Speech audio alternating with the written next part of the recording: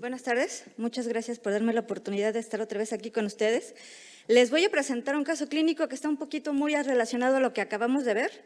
Es el caso de un paciente que es un paciente compartido entre el Hospital de la Luz y el Hospital Adolfo López Mateos del ISSSTE, que es donde yo trabajo los fines de semana. Este es un paciente.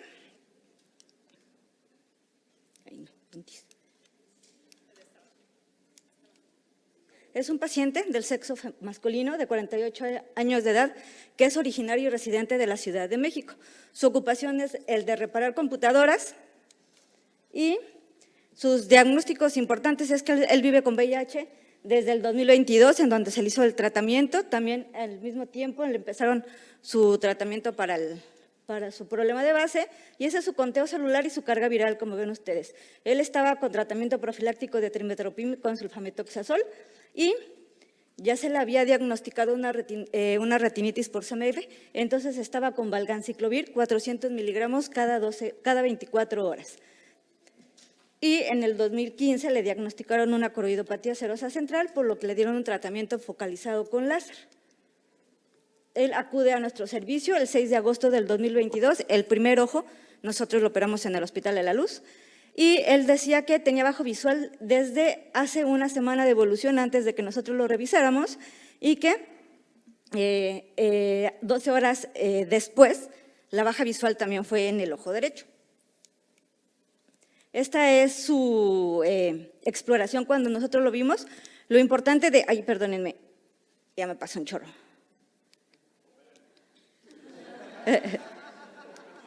Lo importante de esto es que veamos la visión del paciente, por lo que vamos a ver más adelante. En la cámara anterior tenía un poquito de celularidad, probablemente podríamos decirles que a lo mejor no tenía tanta, porque esta es la exploración que hacen en la consulta de especialidad los residentes. Y así es como estaba cuando nosotros lo revisamos. El ojo derecho, como ven, ya platicamos hace un ratito de la retinitis por citomegalovirus. Entonces, pues miren, como lo vimos, él ya tiene sus áreas de necrosis con hemorragias y algunas lesiones granulares que se ven. Estaba totalmente en el área, en el lado temporal, en la zona, entre zona 1 todavía podría agarrar y más en zona 2. Ese es el ojo derecho y este es el ojo izquierdo. La fotografía no le hace mucho crédito a lo que tiene, en especial a mí no me gusta mucho utilizar las fotografías de campo amplio, aunque es lo que más se recomienda en pacientes con algún tipo de lesiones periféricas, pero bueno, lo que ustedes ven que también en el ojo izquierdo tiene una gran área de retinitis acompañada con hemorragias y algunas lesiones granulares. Les decía que no le hace tanta crédito a la fotografía lo que tiene, porque el paciente de este lado, del lado nasal y un poco inferior, tenía un desprendimiento de retina. Probablemente se ve más la foto de la demarcación del líquido aquí en esta imagen. Estaba todo en la parte nasal y en la parte inferior. Entonces, les voy a pasar otra. En este momento le pedimos sus estudios para que nosotros revisáramos para ver si podríamos hacerle una cirugía, y el paciente se encontraba con las mismas características. No, creo que ya me cambié de lugar. Sí. Esa es la ecografía que nosotros le pedimos al paciente, porque, como les digo, las fotografías no le hacían mucho crédito a lo que tenía.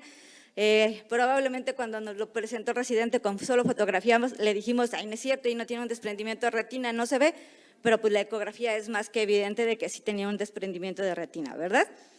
Entonces decidimos hacerle su análisis preoperatorio, le cambiamos un poquito el tratamiento, le dejamos el mismo valganciclovir, pero a 900 miligramos cada 12 horas en una dosis de inducción, acetato de prednisolona para la celularidad que tenía en la cámara anterior, y decidimos que le íbamos a hacer un cerclaje con facoemulsificación y vitrectomía del ojo izquierdo. El problema en ese momento es que, como va a ser un paciente que nosotros en el Hospital de la Luz generalmente lo metemos con anestesia general, pues el paciente nos piden como protocolo hacerle una PCR para COVID. y el paciente salió positivo para COVID, por lo tanto, no nos dejaron operarlo en el momento en el que nosotros lo queríamos hacer. Tuvimos que esperarnos 2 semanas para poder hacerle la vitrectomía. Y entonces, pues ya después de las 2 semanas que nosotros lo quisimos meter a cirugía, el paciente ya tenía la agudeza visual en movimiento de manos y ya tenía un desprendimiento total de la retina. Y en el ojo derecho, pues ya se veían las lesiones un poquito más en resolución, ya no se ven tantas la retinitis, ya se ven menos hemorragias, perdón. Y este es el video de la cirugía. No, ya no lo alcanzamos a hacer. Pero creo que no sé cómo corre el video. Sí, ¿podrías activarlo desde allá atrás? Ahí está.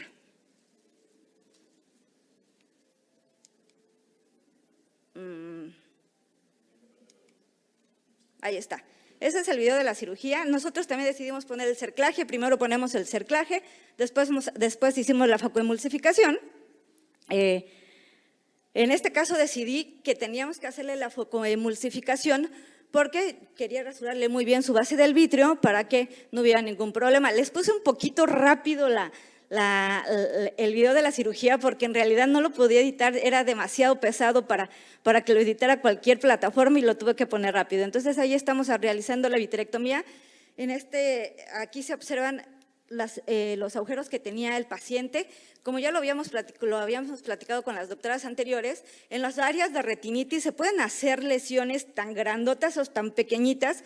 Lo que yo siempre les explico a los residentes es que les platico, es que en el área de retinitis desaparece la retina y pueden ver ustedes solamente la coroides y hacer unos grandes agujerillos en la retina, bueno, muchos agujeros en la retina. En el caso de este paciente, después de completar la vitrectomía, pusimos aceite de silicón y este es el resultado del paciente a la semana de posoperatorio.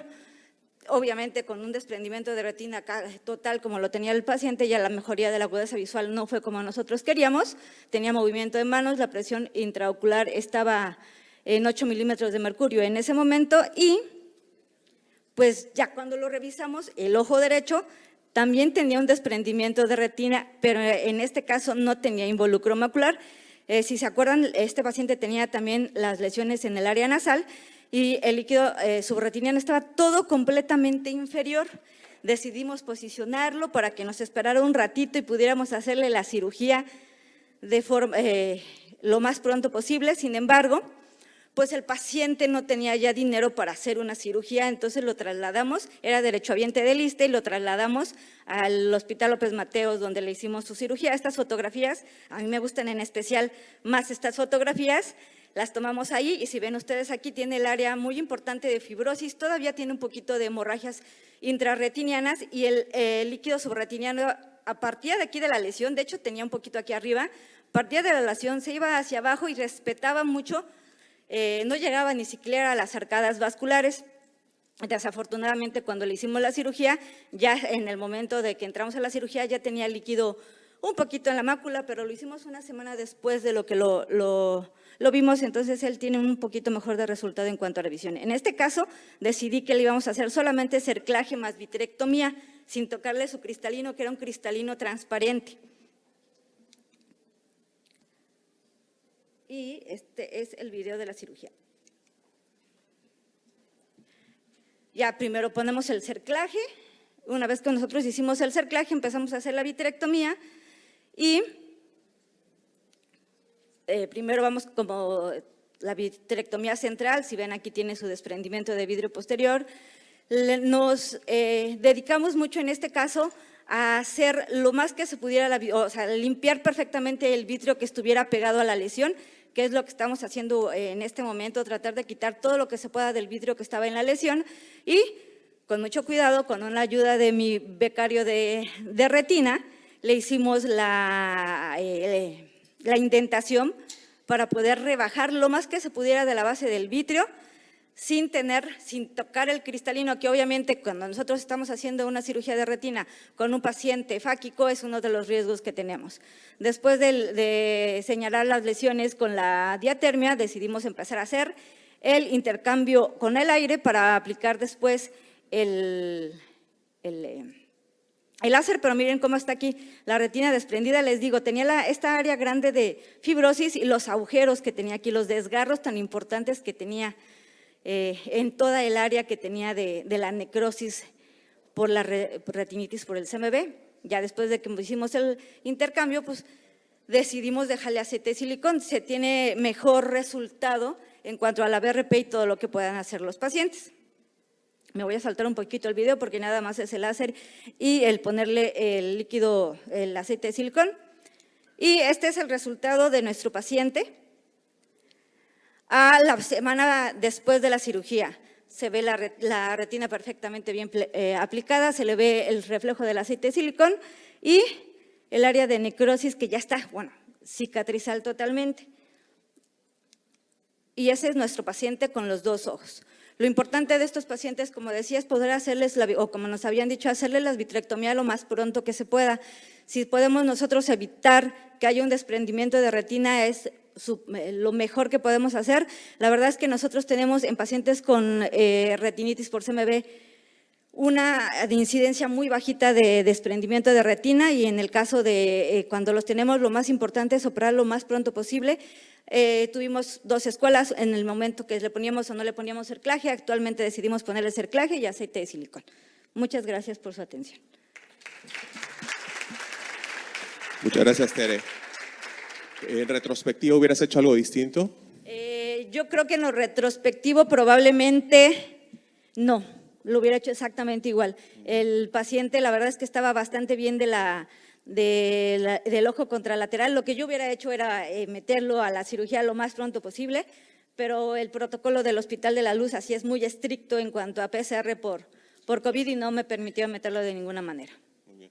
Jerry, en estos pacientes en particular, ¿tú decides también poner cerclaje de primera intención? ¿Individualizas cada caso Sí. o das por vitrecto? Yo creo que aquí es como hacen en Argentina, toda la carne al asador, ¿no, maestro? Total. Y bueno, el caso que presentaste es un excelente ejemplo del por qué, porque había, sobre todo el segundo ojo, hay agujeros bien posteriores que no van a ser bloqueados por el cerclaje. Entonces, creo que en estos casos hacer cerclaje y poner silicón es la mejor forma de hacerlo.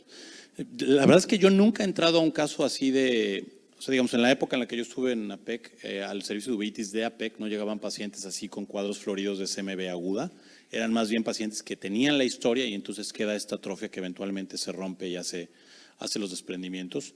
Pero bueno, por lo que veo es una cuestión bien similar, ¿no? Donde como tú dices, la retina se hace como ceniza, ¿no? Como se te va como agua entre los dedos, ¿no? Sí, Y entonces, se hace por completo. con la simple tracción del vitrector se va deshaciendo.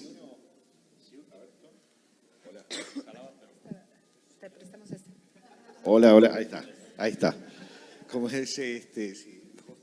Bueno, si uno ve, por ejemplo, al OCT, cómo son las lesiones de retinitis que ya se han aquietado y por tanto atrofiado, uno ve, si bien en el fondo ojo uno no lo percibe, tienen primeramente, son una membrana muy delgada y en algunos lugares ya tienen agujeros formados, que ni los ves, son muy pequeños, pero el OCT los podés perfectamente determinar inclusive.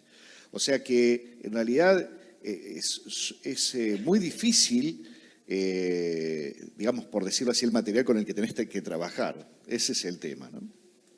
A veces me ha tocado en casos que inclusive la banda no sirvió para nada porque, sobre todo que pacientes que tenían 360, no les queda retina cubierta por la banda, pero bueno. Pues a mí me ha tocado también operar pacientes en los que no puedes distinguir dónde está la retina sana de la retina que está toda necrótica, por lo que se deshace y no se adelgaza totalmente y no puedes distinguir entre una y otra. ¿Les ha tocado casos en los que han decidido no fotocoagular o no usar crío por el estado de la retina? Buena pregunta, no, pero sí me puedo imaginar un escenario. No sé los demás. Tú, Pablo, me imagino que vas a estar más activo que yo en esto. No, o sea, la verdad es que, o sea, sí, a pesar de que la retina estaba muy isquémica, con mucha necrosis y eso, sí intento por lo menos dar una barrera de láser. Si el cerclaje quedó muy, o sea, no quedó intentando la lesión o algo, pero siempre intento darle láser. Muy bien. Ariel, ¿tú querías decir algo más? No, en realidad el tema es justamente la dificultad de realizar láser, digamos, salvo que tengas algún lugar realmente de retina lo suficientemente sana para que puedas tener algún tipo de herencia, las áreas de atrofia no se te van a pegar jamás, porque no tenés nada que pegar, en realidad ese es el problema. Sí, de hecho ahí en el caso clínico no se ve muy bien, pero sí hay áreas en las que el láser No hace pues, nada, dicen, no seguro. así es. Tere, pues muchas gracias. Por cuestiones de tiempo vamos a darle continuidad al módulo. Gracias, doctora Teresa Valdés.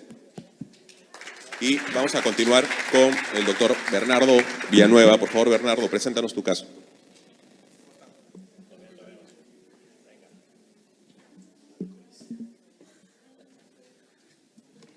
Hola, ¿cómo están todos? Muy buenas tardes. Muchas gracias a la doctora Patricia Navarro por la invitación. Es un gusto poder ver a todos mis compañeros, a mis maestros aquí en el Congreso. Y sin más preámbulos, vamos a empezar este caso clínico reto de cirugía en uveitis. Vimos ahorita casos bien complicados, ¿sí? Que normalmente la expectativa visual no es tan buena. Sin embargo, les quiero mostrar un caso de cirugía de catarata uveítica, en el cual yo creo que todos ustedes o lo han visto o lo han operado, y el detalle aquí es de que puede ser una cirugía que si tú haces todo bien, el paciente le puede ir muy bien, puede quedar con muy buena agudeza visual, y también puede ser una cirugía que si te equivocas por nada, puede ser potencialmente complicable, ¿no? Entonces, les presento un paciente femenino de 45 años, la verdad es que no hay muchos antecedentes que resaltar en ella, trabaja en una maquiladora ahí en el estado de Durango, y acude con nosotros porque empezó con baja visual hace un año, ¿sí?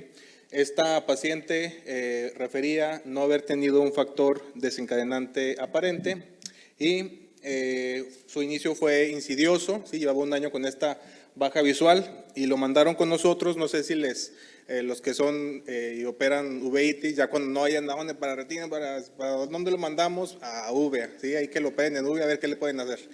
Entonces, lo mandaron con nosotros para valorar tratamiento quirúrgico, ¿no? Entonces, observamos la agudeza visual, percibe luz nada más, ¿sí? Una buena presión, una presión aceptable. El otro ojo, una visión bastante buena y una presión intraocular en 13.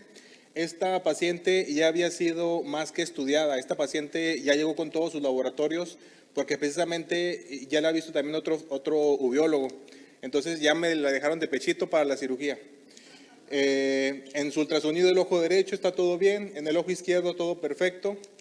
Les comento que traía sus estudios generales, los que todos pedimos, ¿sí? Recordemos que no hay, como ya se comentó, perfiles uveíticos, siempre la clínica manda.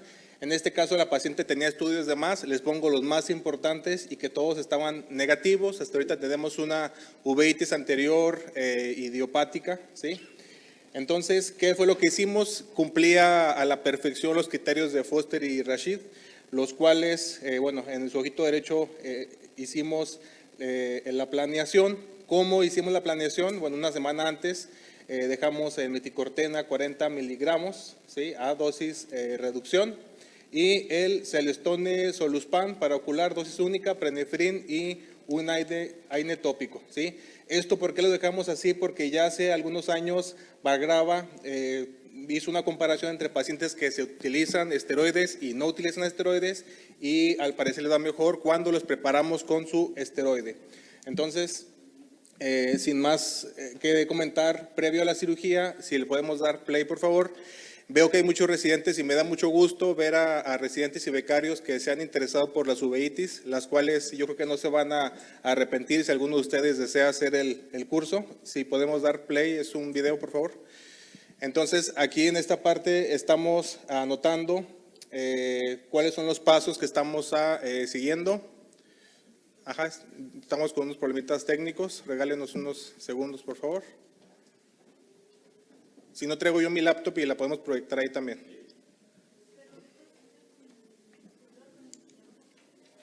Ahí está, gracias, maestra. Entonces empezamos aquí con el puerto principal, ¿sí? Ahorita se va a ver un poquito más oscuro, ahorita aclara más. Y estamos aquí utilizando viscoelástico cohesivo. Esa parte de la membranectomía es todo un arte. ¿Por qué? Porque tú la puedes hacer con el cistitomo, la puedes hacer con los forceps, la puedes hacer con solamente viscoelástico. Y esta otra parte es súper importante, la viscodisección. Hacer la separación del epitelio pigmentario posterior del iris y de la cápsula anterior del cristalino, quedan por ahí algunos restos de una membrana pupilar, lo retiramos. Luego hacemos los puertos, ¿sí? Ya saben todos que hacerlos a 45 grados y poner los ganchos retractores. Ya saben que son los de la marca de la casa comercial Alcon. Normalmente lo hacemos con la aguja de insulina, cuando son estos azulitos que hay de varias marcas, con el cuchillete. Y fíjense bien, en esta parte estamos haciendo una separación de las cinequias y estamos separando por aquí el iris de la membrana pupilar. ¿Y esto por qué es importante? Porque ahorita les voy a presentar una fotografía que también ha estado reportado de pacientes que cuando están poniendo los ganchos, agarras el iris y te llevas la cápsula anterior también, ¿sí? Entonces el otro paciente hizo una bandera argentina, ¿sí? Entonces la capsulotomía, un súper gran reto. ¿Por qué? Porque esa cápsula no responde a ningún vector de cómo tú lo agarres, no va a responder a como estamos acostumbrados, y aquí también es artesanal el trabajo. ¿Por qué? Porque, bueno, lo empezamos con el cistitomo, estaba bastante fibrosa, ¿sí? No quería de plano. Entonces lo que hicimos fue utilizar unas tijeras, bueno, ahí estamos intentando hacer un plano en la cápsula anterior, era realmente complicado. Después de ese paso lo intentamos con unas tijeras de vanas que no tenía ahí a la mano los microforceps, y de esa manera fue como hicimos la capsulorexis. Entonces, como les comento, estos pasos súper importantes, porque si haces mal algo, se te va para atrás. Y bueno, afortunadamente teníamos el equipo de vitrectomía porque teníamos platicado con la paciente que se podía complicar, bla, bla, bla. Entonces, hicimos la cirugía, estamos terminando por aquí la capsulorexis con las tijeras de vanas. Al final nos queda esa fibrosis en la cápsula anterior, que fue con la que tanto estuvimos batallando. Al final termina de salir y viene aquí la parte más interesante, ¿sí? Bueno, ahí no hubo problema en la hidrodisección y la rotación. Fíjense bien, no sé si se alcanza a ver adecuadamente la imagen, creo que sí se ve bien.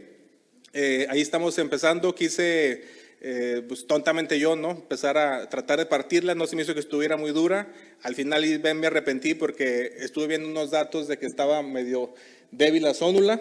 Y bueno, quise hacer la técnica supracapsular, la quise subir a cámara anterior. Entonces en ese momento me estaba dando cuenta que, si se fijan ustedes, este sector, el sector nasal, al parecer estaba luxado, ¿sí? Ahí entré con el segundo instrumento a tratar de girarla, a tratar de levantarla, la cual no quería. Ya a muchos de ustedes les ha ocurrido esto. Ahí empieza como que un poquito de trepor, ¿no? Decir, híjole, ya vamos a empezar, ¿no? Entonces ahí estaba yo tratando de subirla, y con el segundo instrumento nos metimos por atrás e hice un chopper pero invertido, ¿no? Me fui de abajo hacia arriba, la empecé a tratar de partir. Si se fijan, con el segundo instrumento estaba tratando de que no se nos fuera a mover. Y pues aquí tenemos tres opciones. Durante esos segundos, ¿sí? Estás pensando, ¿qué voy a hacer?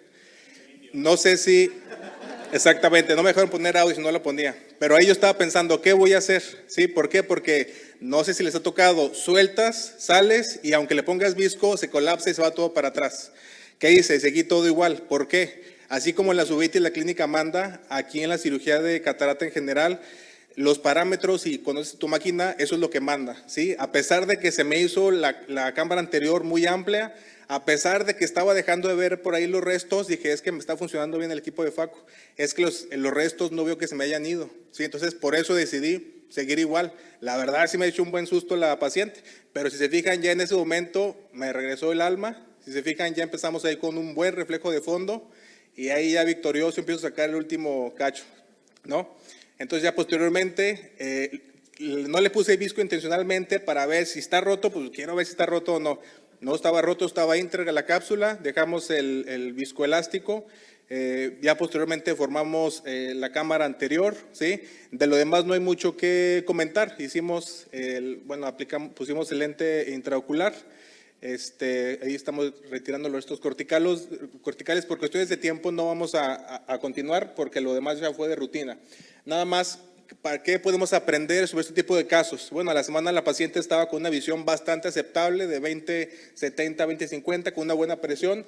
Disculparán ustedes que fue, teníamos esta imagen no tan nítida. Esta semana pasada la acabamos de ver a la paciente. ¿Y cuál es el plan con ella? Bueno, hacer posteriormente una capsulotomía. La literatura nos dice esperar 3 meses para realizarla, posteriormente su refracción.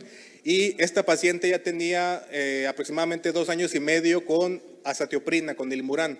Entonces el estudio Foucault nos dice que en este tipo de pacientes hay que esperar cuando son antimetabolitos de 1 año y medio a 2 años para iniciar el tapering. ¿Qué otra cosa podemos aprender?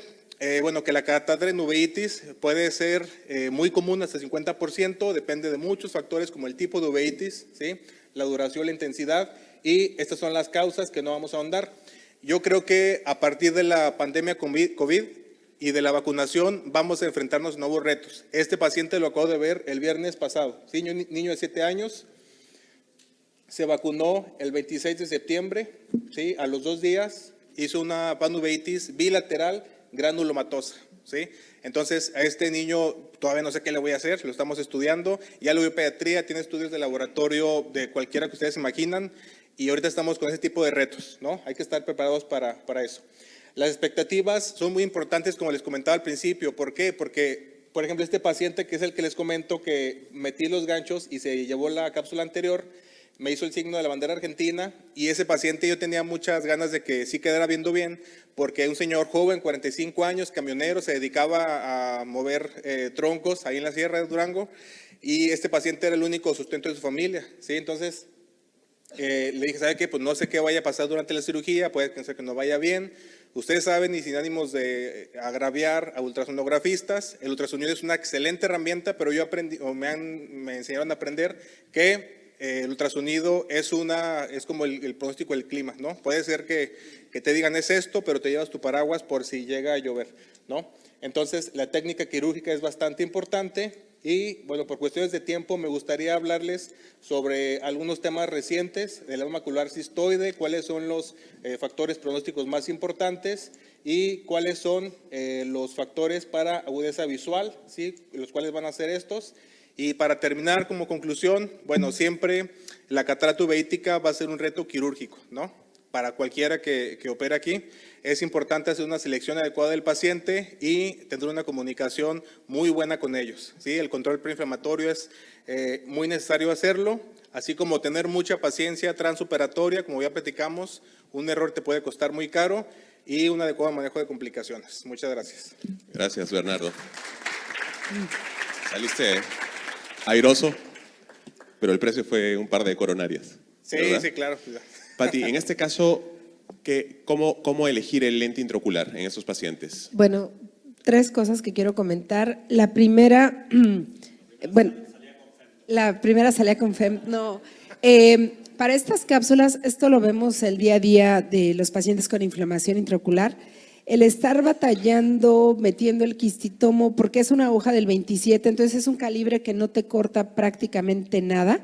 Entonces, en estos casos, lo que hemos aprendido a través del tiempo es poner una aguja del 21 o 22 y entrar directamente hacia esa membrana sin estar traccionando y tratar de hacerla lo más grande posible, porque parte de esta cardíaca aventura fue que cuando empiezas a jalar puedes hacer muchos aristas hacia la cápsula. Entonces, al no tener una rexis continua, pues no te deja trabajar con seguridad y con todo este riesgo. El escoger el lente para estos pacientes, no hay nada en la literatura, el estudio de Cochrane, que es el más grande que existe, puedes ponerle un lente hidrofóbico o hidrofílico, uno de 3 piezas, depende de cada uno. Uno es más biocompatible con la cápsula, otro es más biocompatible con el tejido uveal, pero al final del camino ninguno es mejor que otro. Entonces, el que en sus manos quede mejor, adelante pongan ese tipo de lente, salvo que tengan una ruptura.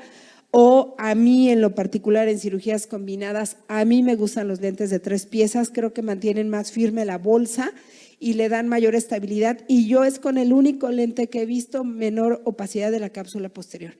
Y finalmente, también he aprendido a través de los años y operando muchas cataratas con inflamación, nunca me voy de una cirugía si no le pongo un esteroide terminando intracamerular.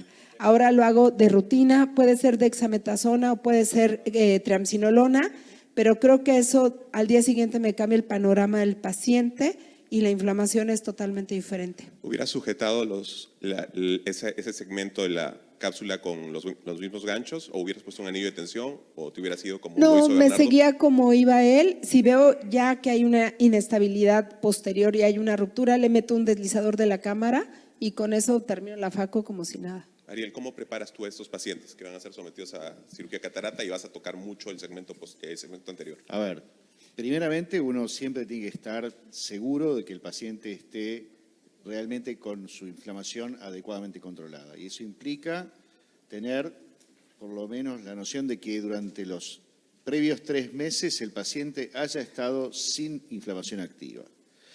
Después, una vez que tenés eso, porque eso además te baja el riesgo de edema macular postoperatorio. O sea, hay un trabajo que muestra que la presencia de una aquiescencia de 3 meses preoperatoria te reduce unas 7 veces el riesgo de edema macular postoperatorio. Entonces, es importante tener eso en cuenta. La otra es que hay que preparar a estos pacientes de la misma manera en que fueron tratados para aquietar su inflamación.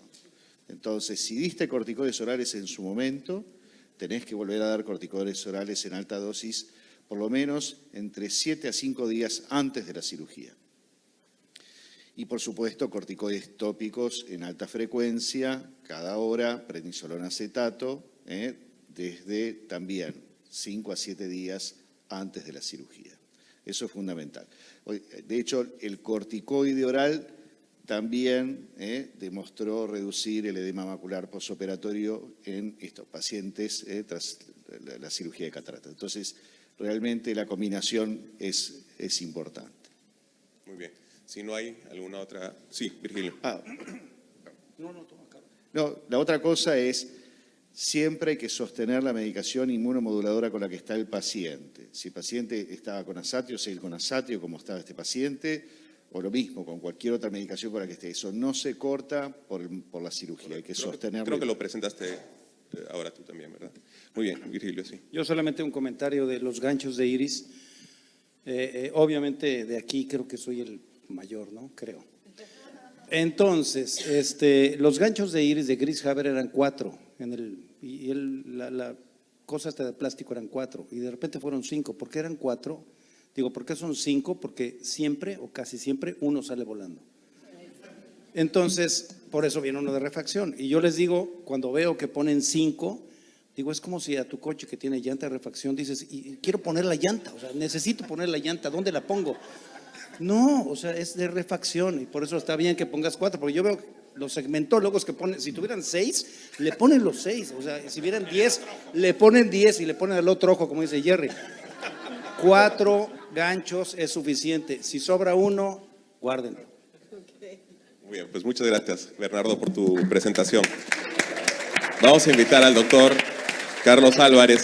Carlos, por favor, adelante.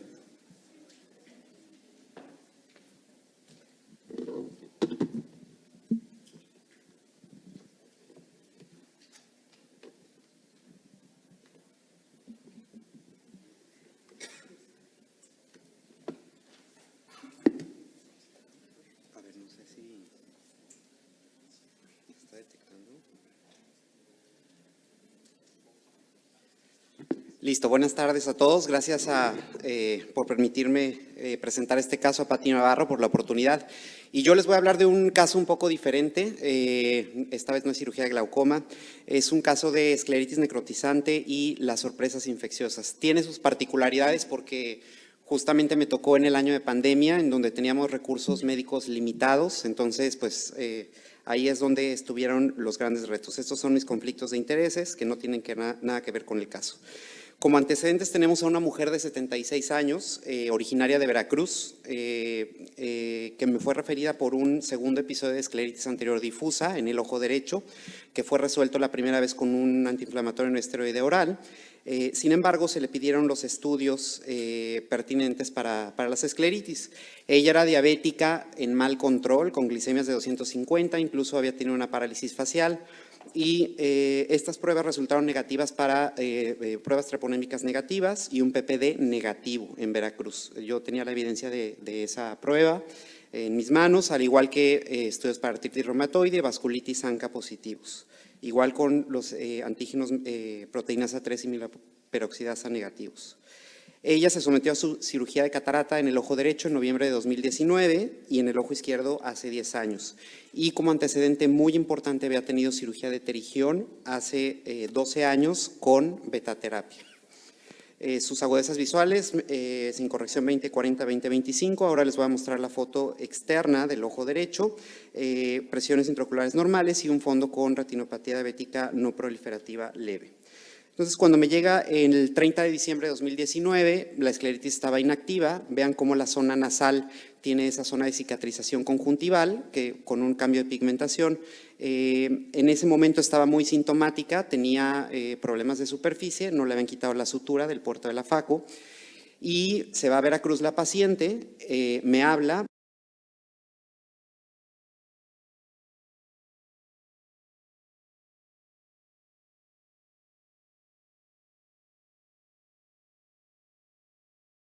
Regresa el 4 de febrero de 2020 con 4 días con dolor, una hiperemia difusa. Evidentemente la zona de cicatrización pues es una zona de necrosis franca, donde se ve, pues no hay zonas de oclusión vascular, sin embargo pues ese ojo estaba con mucho dolor. El 11 de febrero, evidentemente, le pido estudios esa vez, la glicemia está peor porque la paciente es muy descuidada, 380, hemoglobinas glicosiladas de 12. Empiezo un esquema de insulina para poder iniciar la prednisona en 60 miligramos. Vemos cómo se controla parcialmente la zona de escleritis necrotizante y decido iniciar terapia ahorradora de esteroides con metrotexate a dosis bajas. Esto es importante porque la paciente tenía pruebas de función hepáticas alteradas. Entonces, esto lo fui manejando junto con el internista. Sin embargo, esa zona de necrosis, si ven en la zona superior, ya hay casi exposición del tejido uveal, está muy adelgazada. Vean cómo poco a poco fuimos eficientando las dosis del metrotexate. Saben que esto va a actuar hasta las 6 semanas, o sea, estamos, digamos, ganando tiempo con el esteroide. Y bueno, ¿qué es lo que uno se plantea aquí? Es una paciente que tuvo el antecedente de la cirugía de pterigión con betaterapia. Sabemos que estos pacientes tienden a tener necrosis avasculares, que es el componente principal cuando se les da este tipo de prevención de la recurrencia del pterigión. Afortunadamente ya no se hace. No tiene evidencia de vasculitis sistémicas, o sea, artritis reumatoide al menos de modo serológico, y la necrosis sigue aumentando. También hay que considerar que después de una cirugía, lo más común es que después de pterigión pueda haber casos de necrosis escleral que tengan una etiología infecciosa. Años después se pueden presentar infecciones por hongos o por bacterias atípicas. Pensando en estas etiologías infecciosas, consideré al herpes por el dolor tan fuerte que tenía la paciente, no tenía manifestaciones corneales y evidentemente en este momento lo ideal sería, para ahorrar la cantidad de esteroides en esta paciente, utilizar bolos de ciclofosfamida, pero no estaba disponible, era 2020, entonces había un desabasto de todo y ni siquiera los centros de infusión estaban recibiendo pacientes.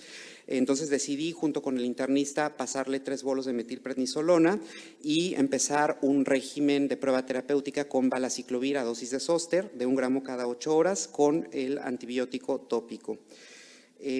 Afortunadamente se pudo conseguir la ciclofosfamida, que eso nos ahorró mucho, pero la necrosis, a pesar de 3 bolos de ciclofosfamida, siguió progresando. Y bueno, pues aquí el 17 de marzo vean cómo ya está toda consumida la esclera, eso ya es una perforación inminente. Entonces, pues aquí, ¿qué hay que hacer, verdad? Ese es el gran dilema en esta paciente. Lo que me planteé fue, lo que quería yo era tomarle un cultivo, tampoco estaba disponible en el hospital porque todo estaba cerrado, no te permitían programar cirugías, apenas pude conseguir espacio para ponerle este parche tectónico de un rodete esclerocorneal. Fui delaminando las zonas de necrosis que estaban alrededor para hacer como una especie de bisel, después va recortando el rodete corneoescleral para que cubra todo el defecto y finalmente se recubre con una parche conjuntiva autóloga. Sin embargo, pues esto no resultó bien porque se lisó. Evidentemente, cuando algo no está en control inflamatorio, esto pasa muy comúnmente en pacientes con artritis reumatoide o con cualquier otra patología sistémica de base, se lisa ese parche, ¿no? Afortunadamente, con ese tejido que delaminé, lo mandé a patología para una biopsia de esclera, para el análisis, y pues la verdad resultó negativa para hongos y bacterias. como les vuelvo a decir, lo ideal hubiera sido haber hecho cultivo, pero no estaba disponible.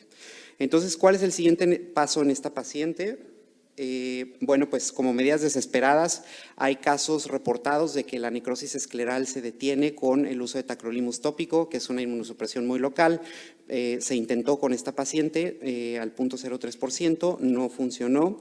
Y pues el siguiente paso era la adición de un segundo inmunosupresor que la verdad la paciente no tenía muchos efectos secundarios con el metrotexate y le propuse tratarla con agentes biológicos. En este caso hay reportes de caso de infliximab y adalimumab como tratamiento de la necrosis escleral. Y recuerden que había tenido un PPD negativo en Veracruz, ¿no? Entonces le pedí una teletórax y el IGRA o el Quantiferon Gold, que bueno, afortunadamente en Monterrey sí lo tenemos disponible, y pues mi sorpresa fue que el Quantiferon salió positivo. Esto no nos indica una infección activa, eso es una infección latente, es la respuesta simplemente de los linfos para liberar este interferón gamma ante la exposición de los antígenos. Pero pues obviamente estoy obligado a mandarla al infectólogo para la detección de un foco primario y encontró cavitaciones muy pequeñas a nivel pulmonar y nódulos en el hígado. Si ven, en la zona superior empezó a hacer otro foco de necrosis escleral, entonces esto pues evidentemente no estaba funcionando. Ya después que fue a consultar con el infectólogo, le empezó el inicio de DOTVAL de fase intensiva con el tratamiento antifímico y esto fue el principio del control inflamatorio en esta paciente, siempre se mantuvo con el metrotexate. El 28 de julio, pues evidentemente todo el daño, o sea, la necrosis es como un tren a 100 kilómetros por hora, ¿verdad? O sea, no lo puedes parar de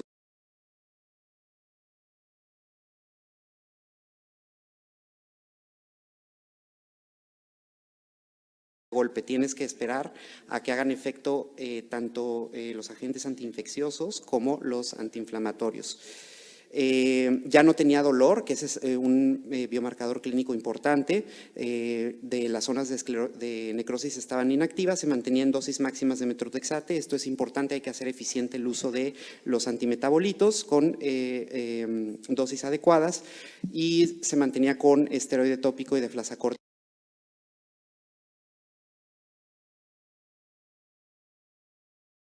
en 12 miligramos.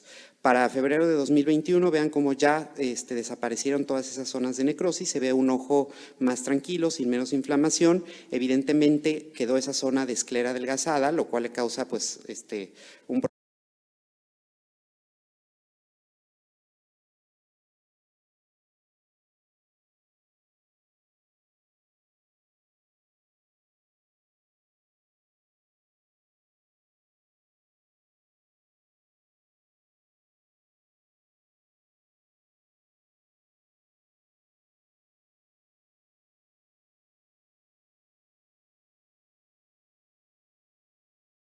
problema cosmético a la paciente, pero afortunadamente solo el uso de terapia antifímica pudo controlar este caso.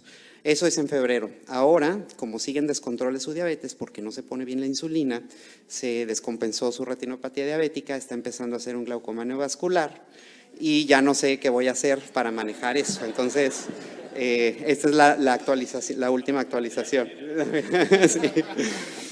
Como conclusiones, pues en escleritis necrotizante inducida por cirugía no solo es un mecanismo, como lo aprendí de mi tutor, que el doctor Kurt Harleben, que muchos lo conocerán aquí, dice, puede haber chinches, cucarachas y piojos en el mismo tiempo, ¿verdad? Entonces hay mecanismos de necrosis avascular, inflamatorios e infecciosos en esta paciente. Es importante hacer pruebas dobles en el caso de que su terapia antiinflamatoria no esté funcionando. Siempre replantéese si no es un caso infeccioso. Y pues como lo decía el doctor Ariel, existen grandes retos diagnósticos y sobre todo terapéuticos para los casos de tuberculosis ocular. Muchas gracias. Muchas gracias, Carlos. La experiencia que tuviste con este caso te ha hecho replantear quizá tu conducta cuando recibes una necrosis, una escleritis necrotizante como esta. Sí, yo creo que sí, y me ha hecho considerar más aspectos infecciosos. O sea, creo que en los últimos años he tenido muchas sorpresas infecciosas en pacientes que tú piensas que es una patología autoinmune. Me ha pasado en pacientes con artritis reumatoide, Me ha pasado incluso en las pláticas anteriores con, por ejemplo, pacientes con VIH que ya supuestamente el infectólogo había descartado sífilis y me llegan con una OITS anterior, les hago la prueba de sífilis y sale positiva. Entonces, yo creo que no hay que casarnos con un solo diagnóstico, sino que esto es algo cambiante, va evolucionando a lo largo del tiempo. Oye, ¿cómo consiguieron el rodete córneo-escleral? Porque era un momento en el que se habían parado todos los trasplantes. Pues la además. verdad fue casi un favor, o sea, yo les dije, esta paciente está a punto de perforarse, porque sí es un asunto, pues, delicado, porque el desecho, aunque sea un tejido de desecho, pues obviamente lo consideran como un trasplante. Correcto. Se pudieron agilizar, todo se hizo de forma legal, los trámites, pero sí tuve que pedir muchos favores para que sucediera esto. Los miembros del panel tienen Bueno, algo que acotar, quizá. Siempre hay que tener, digamos, encender una banderita de alerta cuando tenés un paciente diabético con una escleritis necrotizante, o con una escleritis en general, porque las chances, ya sea, bueno, como te pasó, una micobacteria por ahí, una micobacteria de tuberculosis, pero también puede ser una micobacteria típica, puede ser un hongo también, con lo cual esas cosas siempre, o sea, te diría que lo primero que hay que ir a buscar es eso y teniendo en cuenta además, sobre todo que tras un tratamiento con altas dosis inmunosupresoras, siguió progresando. La otra cosa interesante es que justo este paciente juntaba dos factores para escleritis de tipo séptica, porque la cirugía de pterígio con beta-terapia genera un área de exposición escleral y comúnmente se forman ahí calcificaciones donde las bacterias se suelen prender. Y digamos, de hecho, la etiología más común de las escleritis sépticas en el contexto del pterígio con beta-terapia suele ser por pseudomonas, eso es lo más común, pero es mucho más purulenta, o sea, vos ves el moco verde directamente asociado a eso saliendo, que no lo tenía esta paciente. Así que, pero bueno, cuando tenés estas cosas así, es la señal más importante a tener en cuenta. Yo creo que es la primera cosa más importante que uno aprende de este caso, ¿no? Sí, y esta paciente justo sí tenía esa placa calcífica en medio, que se fue deshaciendo poco a poco, y pues si uno revisa la literatura, hasta 12 años después puede manifestarse, son de crecimiento, sí, años después. Sí. Años después, sí. Muchas gracias. Muy bien, gracias, Carlos. Vamos a continuar con el módulo y vamos a darle la bienvenida a la doctora Matilde Ruiz, que nos va a presentar su caso clínico. Buenas tardes a todos. Pati, gracias por la invitación y a todo el comité organizador. Bueno, les voy a presentar brevemente unos casos de pacientes con VIH. Se trata de un paciente masculino de 29 años de edad con disminución de la agudeza visual de más de 3 semanas de evolución en el ojo derecho, ya llegó con no percepción de luz y el ojo izquierdo 20/20. Reciente diagnóstico de VIH con una cuenta de linfocitos TCD4 de 12 con un 2%. Y aquí es importante aclarar que el rango de linfocitos TCD4 va de 500 a 1600, por lo cual siempre nos tenemos que fijar en el porcentaje de CD4, no tanto en el número total de CD4, porque son los que se encuentran circulando y no es una cifra real. La carga viral de VIH vemos que es de más de 3 millones de copias, sin tratamiento con antirretrovirales.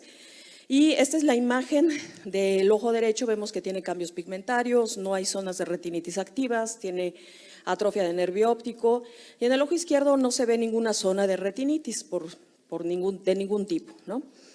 En este paciente se le pide, dado los hallazgos oftalmológicos, se pensó en una sífilis, se pide BDRL, no acude a su cita, se le citó a las 2 semanas, se presenta al mes y ya refiere miodesopsias en el ojo izquierdo, sigue viendo 20/20.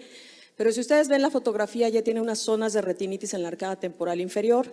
Había empezado antirretrovirales un mes antes y el BDRL es positivo 1/2, lo cual no indica una infección activa de sífilis. Esta es la imagen del ojo izquierdo, en donde vemos estas zonas blanquecinas de retinitis, planas, con zonas de atrofia, como podemos ver ya de la retina. Y vemos en la imagen de la izquierda de abajo un microagujero con una bolsa pequeña de desprendimiento de retina y prácticamente 360 grados la zona de retinitis. ¿Qué tenemos que hacer? Siendo un paciente de 29 años de edad que tiene una larga vida por delante, es ojo único funcional, tenemos que actuar rápido. Y en ese entonces sospechamos efectivamente por el tiempo de evolución y la evolución tan rápida en una necrosis retiniana por virus herpes zóster, ¿no? Entonces, además, por la evolución tan rápida, pensamos también en un empeoramiento paradójico, un desenmascaramiento por una reconstitución inmunológica, dado que el paciente había empezado antirretrovirales un mes antes, ¿no?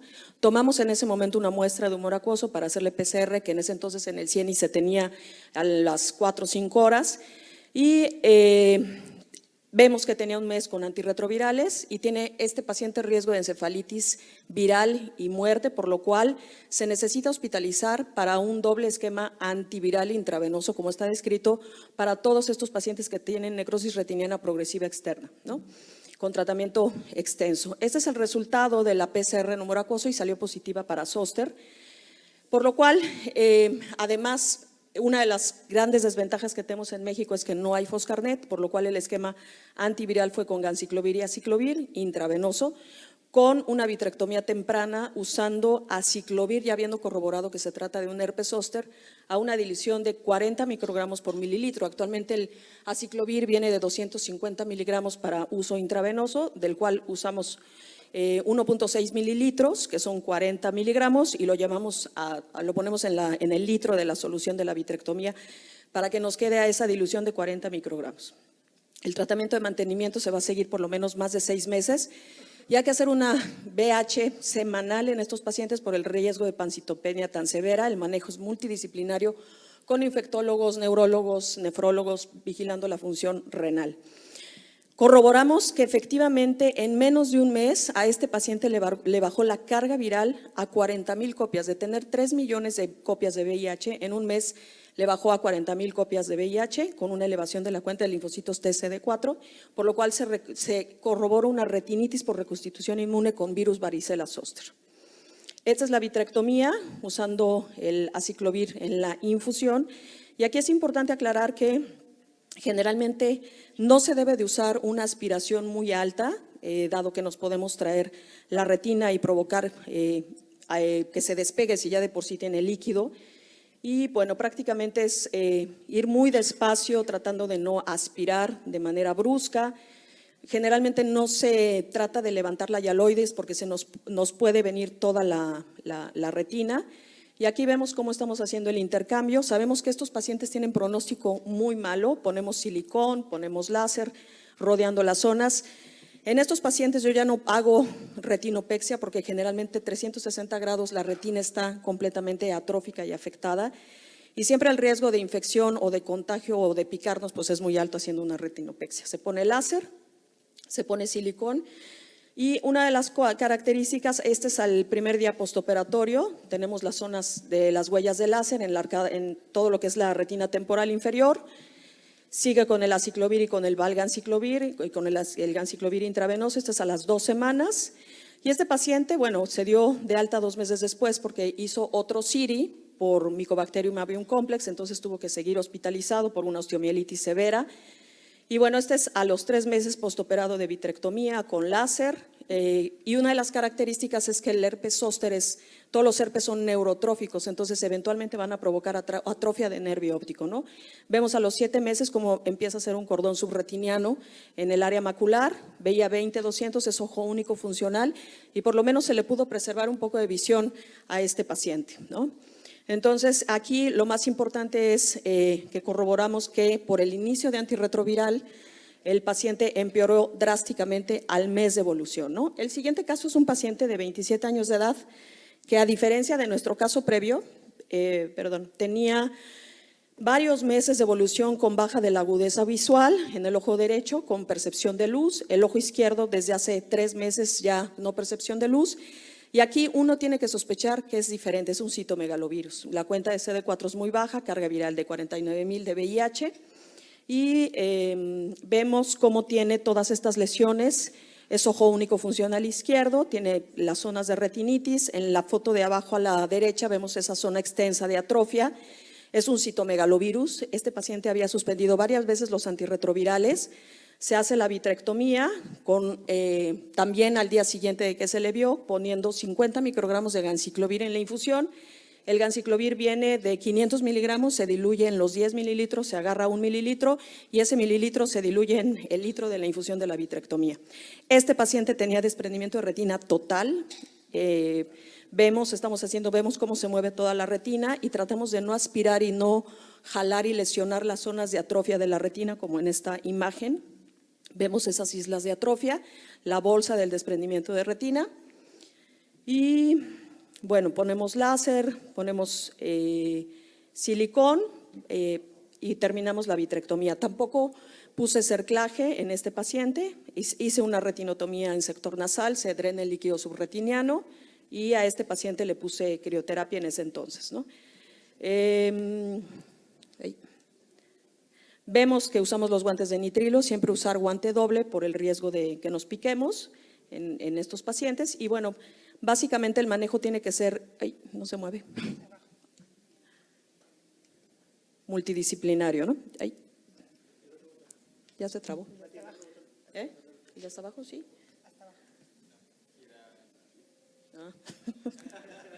El otro abajo. Bueno, entonces, no, pero se regresó, ¿no? Oh, bueno, este es el postoperatorio y a mí me llamó mucho la atención que al primer día las lesiones de retinitis mejoraron radicalmente en este paciente con citomegalovirus. Este fue el primer día del postoperatorio. Se completó láser ya en el postoperatorio, casi prácticamente 360 grados en el ecuador y la visión mejoró de cuentadedos de PL a cuentadedos a 1 metro, ¿no? Entonces, en estos pacientes, sobre todo siendo ojos únicos, que son pacientes jóvenes, que sabemos que van a vivir muchos años con el VIH, darles la oportunidad, si se puede, de hacerles una vitrectomía temprana en este tipo de casos. Gracias. Muchas gracias, Mati. Si quieres, no te bajes del podio todavía, Mati, si nos acompañas un ratito. Sí, esta pregunta va para Virgilio y para Jerry. Cuando enfrentan estos casos, ¿técnicamente hacen algo distinto? Pues precisamente estamos platicando Virgilio y yo que sí nos hubiera gustado el cerclaje en ambos casos. Entendemos lo que dice Mati, que obviamente sabes que es un paciente que es VIH. El ¿no? riesgo. Y ya sabemos que nada más con que los veas feos se te contagia el VIH. No, el riesgo de picarse y todo ese rollo, pero la verdad es, por ejemplo, el primer caso que presentaste que hizo un cordón subretiniano de BRP, difícil que haya hecho ese cordón si no estaba la retina desprendida y tal vez, quién sabe, un cerclaje hubiera podido ayudar ahí, ¿no? Fuera de eso creo que todo bien. Mati, en el OCT del primer caso, le hiciste OCT para ver si, porque tenía 20-200, ¿no? O sea, era porque la fobia estaba desprendida por el cordón subretiniano. No, en ese entonces en el CIENI no teníamos OCT. o Pero sea, eso no fue a sabemos. los 7 meses de evolución, o sea, este cordón lo hizo a los 7 meses. Lo interesante es después qué haces. O sea, tiene silicón, es paciente joven, ojo único. ¿Qué le vas a hacer? Pues no sé, Rosy Romero, andas por ahí. ¿Qué pasó con este paciente? Ahora ¿Sabes qué le echa pasa? la bolita, ¿eh? Estos casos son yo creo que hace 12 años, en el CIENI. ¿no? Bueno, que era pero había. 12 años atrás es el hoy de hace Claro, 12 años. pero Entonces, finalmente no sé si te ha tocado verlos.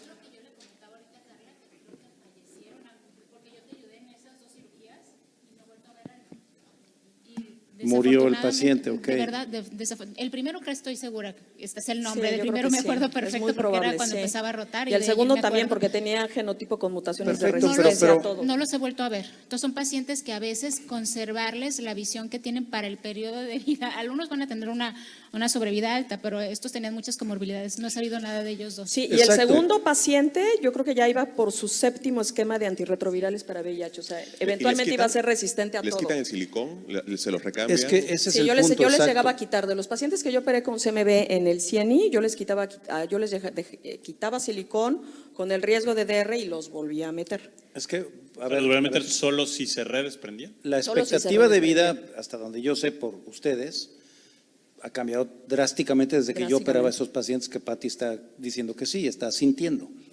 Entonces, en esa época se morían sí o sí. Bueno, todos nos morimos, pero se morían rápido, prontamente.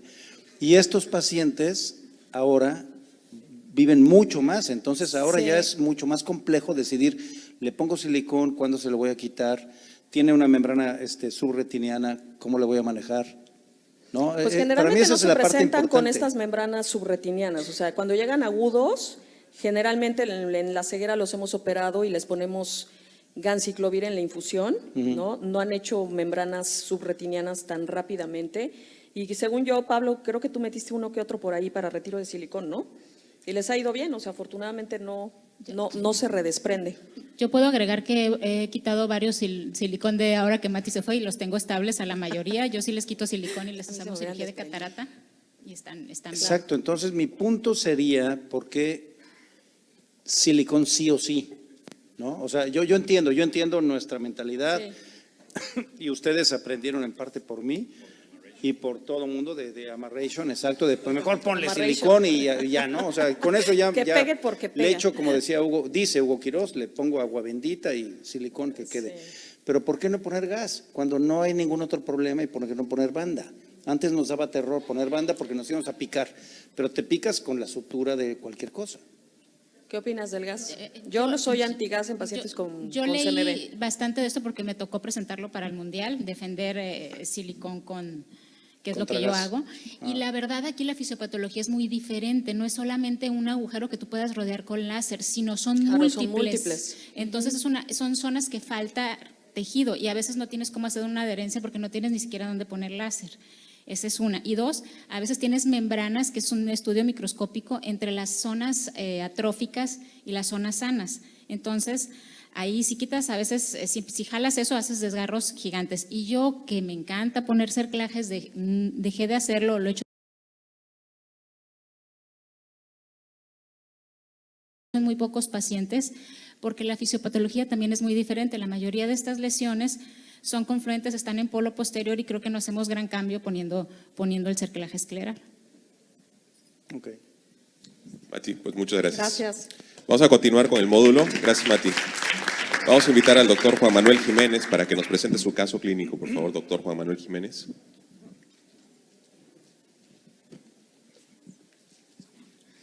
Gracias, Pati, por la invitación. Dos aclaraciones. La primera es que mi caso no es quirúrgico. La segunda, no soy experto en uveitis, así que me siento como residente de primer año presentando ante expertos en el tema. ¿Hay algún residente de primer año para que se sienta como Juan Manuel? Bien, el tema es retinocoroidopatía. Birchot le puso entre comillas porque lo podríamos traducir como queramos, con neovascularización coroidea y la respuesta terapéutica que tuvo. Esa es la presentación de un caso. ¿Cuál es el? Ok, no tengo ningún interés económico en lo que vamos a presentar. Es una paciente de sexo femenino, de 49 años de edad, con antecedentes de problemas vasculares en piernas y con una queratotomía radiada algunos años antes. La vi por primera vez en el año 2007, eso sí lo tengo que aclarar. Por disminución de agudeza visual progresiva en ambos ojos, previamente tratada con esteroides perioculares sin diagnóstico y refiere nictalopia de 12 meses de evolución. Capacidad visual, ojo derecho 20/40, ojo izquierdo 20/50. Perdón. De la exploración, el único dato importante era que tenía una pequeña opacidad subcapsular posterior y había células en vitro. Estas son las fotografías con las que la paciente llegó, no fueron tomadas por mí, ya eran previas, probablemente del año 2005, en que veíamos una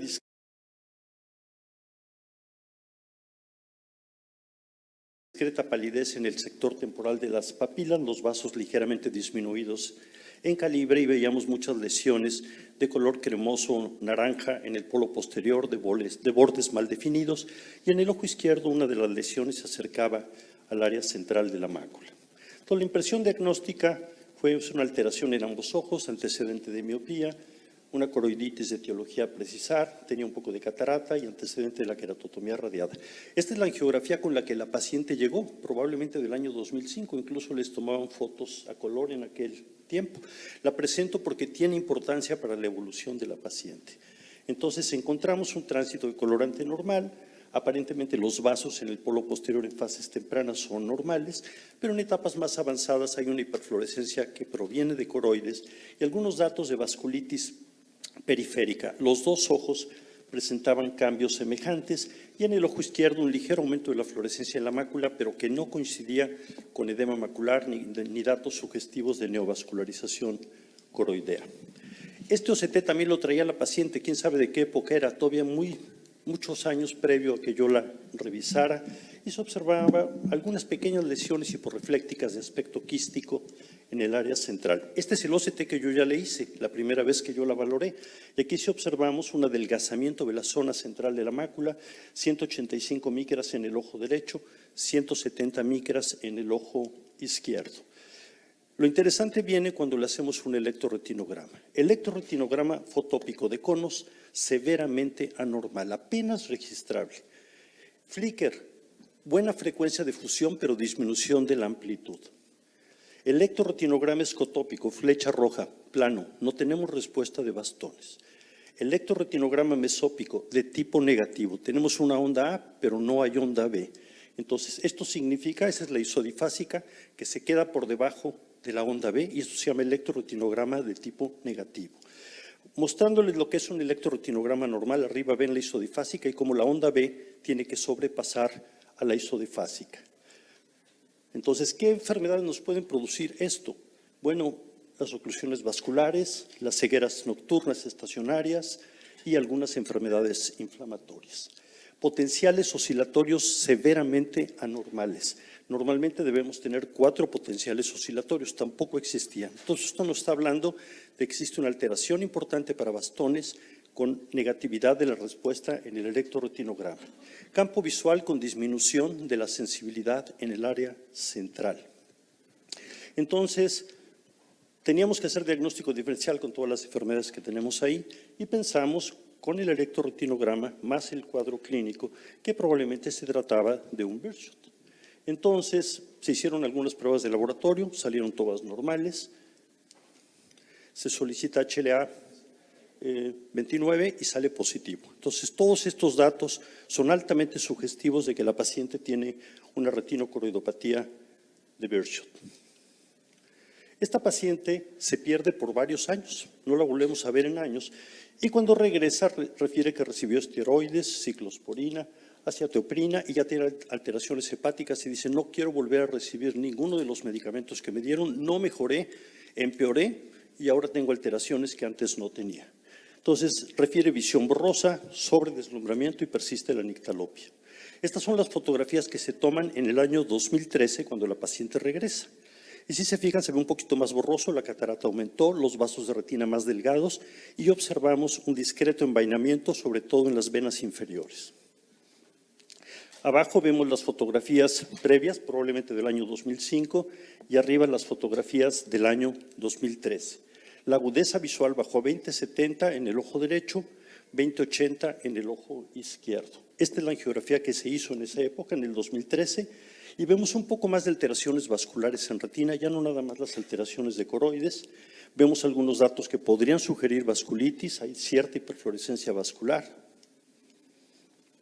La lesión del ojo izquierdo prácticamente idéntica como en la angiografía original y algunos puntos hiperfluorescentes en periferia de retina. Entonces el diagnóstico sigue siendo el mismo. La paciente en ese momento tiene catarata importante, se plantea la cirugía de catarata en ambos ojos. Aquí nada más se había operado el ojo izquierdo de catarata con ligera mejoría de visión y estaba pendiente operarse el ojo derecho y se operó el ojo derecho. Esto es 2015.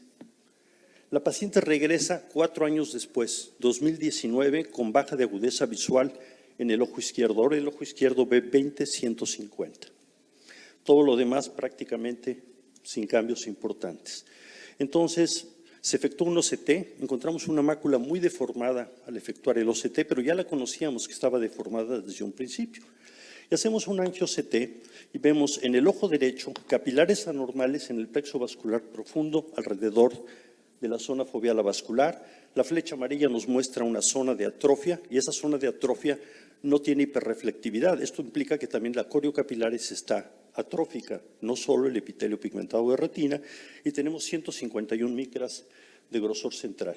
Pero lo interesante es cuando vemos el otro ojo. Cuando vemos el otro ojo, también tiene algunas pequeñas alteraciones en el plexo vascular profundo, pero en la retina externa vascular encontramos una gran neovascularización que la confirmamos también en la corio capilaris. Es decir, existen vasos anormales en el área central, en el ojo que bajó la visión. Perdón. Si observamos en donde están las flechas rojas abajo, nos indica que hay un ligero engrosamiento de la retina en el área central y tenemos 222 micras de grosor central. Cuando hacemos angio-CT, encontramos muchos sitios por donde capilares de la coriocapilares están penetrando hacia el espacio subretiniano. Esto más las imágenes de arriba nos confirman que tenemos una neovascularización subretiniana activa. Flecha amarilla nos muestra las lesiones quísticas hiporreflécticas en retina, flecha roja un pequeño despegamiento de epitelio pigmentado de retina y la flecha blanca un pequeño desprendimiento de retina. Entonces tenemos líquido intrarretiniano, subretiniano y un pequeño despegamiento de epitelio pigmentado de retina. Se decide intentar terapia antiangiogénica y aquí viene lo sorprendente de esta paciente. Una dosis de aflibercept y 6 semanas después y encontramos una involución bien importante de la neovascularización coroidea. Tratamos muchos pacientes con neovascularización coroidea. Lo que habitualmente vemos es que como si fuera una rueda de carreta, lo que complementa la periferia de la rueda de carreta desaparece, pero persisten los vasos radiales. Pero aquí tenemos involución completa después de una sola inyección. Después de la segunda inyección, prácticamente la neovascularización se hace mínima y unos meses después prácticamente vemos una zona de atrofia con desaparición. La neovascularización medía 2.500 micras. Normalmente deben tener vasos maduros, pero aquí por algún motivo hubo una involución importante de la neovascularización con ligera mejoría de la agudeza visual y disminución en angio-CT de los vasos que veíamos que penetraban hacia el espacio subretiniano. Y aquí vemos la evolución previo al tratamiento, después de la primera inyección y después de 4 inyecciones, pero también aparece una zona de atrofia en el área central en la última imagen. ¿Qué tan común es esto? Bueno, la Birdshot es raro, pero la neovascularización en Birdshot todavía es más raro. Aquí en 207 casos de una publicación en la cual se hizo una colección de muchos autores, vean acá, neovascularización coroidea, 0. En otra publicación de 50 casos en Brasil, 1. Si es una patología rara, todavía la neovascularización es un poco más rara. Pregunté en el servicio de enfermedades inflamatorias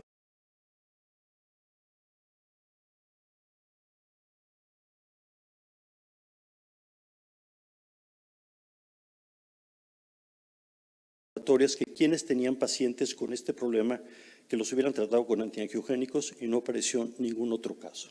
Entonces, buscando en la literatura, encontramos que sí están reportadas algunas alteraciones. Hay un caso que está reportado de una probable neovascularización. Sin embargo, cuando revisé este caso, creo que aquí hay un error diagnóstico. Primero, las lesiones que vemos en la mácula parecen de una coroidopatía puntata interna.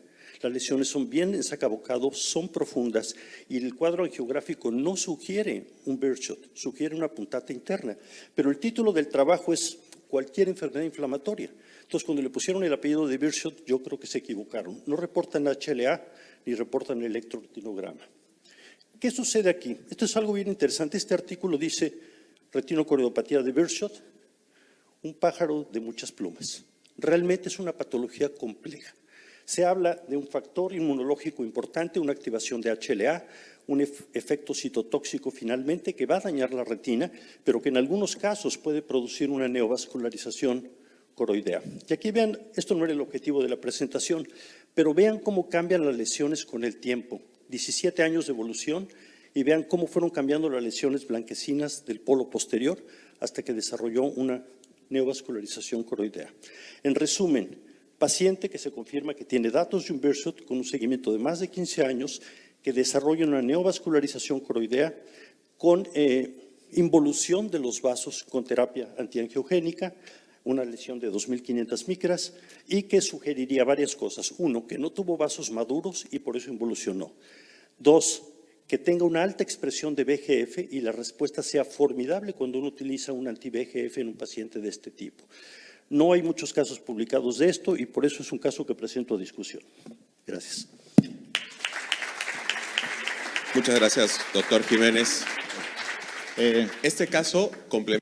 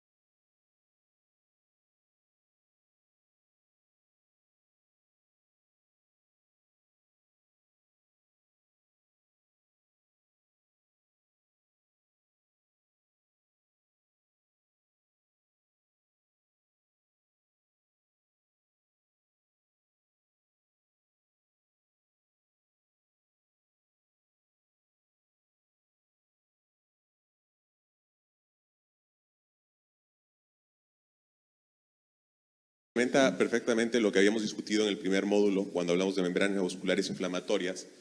Y esta pregunta es abierta para el doctor y para todo el panel.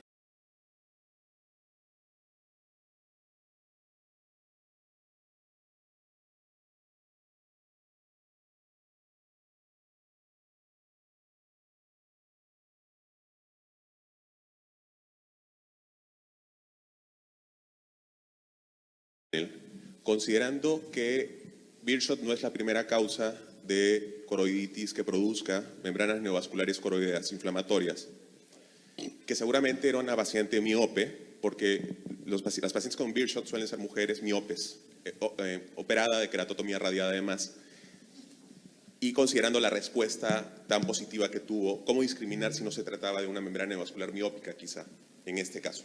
¿Alguien quiere contestar o yo contesto? A ver. Bueno, lo que se veía ahí correspondía más. Bueno, tenía todas las lesiones características que habitualmente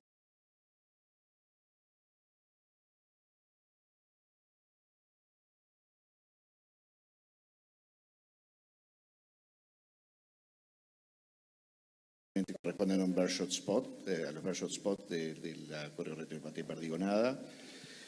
Y si bien es verdad que es infrecuente el desarrollo de neovascularización coroidea en los pacientes con retinocoriopatía perdigonada, hay series que dan hasta el 5% de los casos, o sea, existe como posibilidad. La otra es que parecía ser una membrana tipo 2, como las que habitualmente suelen ser, y que son las típicamente inflamatorias, con lo cual más nos hace pensar en la posibilidad de que realmente sea esto. Así que sí, digamos, en general la respuesta para las neovascularizaciones coroideas inflamatorias en general, como vimos, es exitosa, pero bueno, justamente es difícil decir qué es lo que pasa normalmente en la retinocoriopatía perdigonada. Yo tuve una sola y no la pude seguir, solamente la vi hace años en un paciente con una retinocoriopatía perdigonada, así que no te puedo dar mucho más experiencia sobre el desarrollo de neovascularización coroidea en Beershot.